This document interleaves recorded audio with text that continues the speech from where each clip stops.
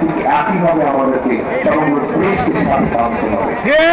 সামগ্রিকভাবে সমগ্র দেশ কিন্তু গত 15 বছর সত্যিকার মানুষের যে কাজগুলো, সেই কাজগুলো এদের সমগ্র দেশ কিন্তু বঞ্চিত হয়েছে।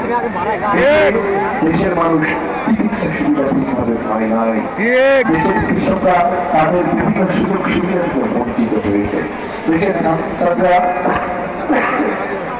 দেশের শিক্ষা ব্যবস্থা সম্পূর্ণ ধ্বংস হয়ে গিয়েছে।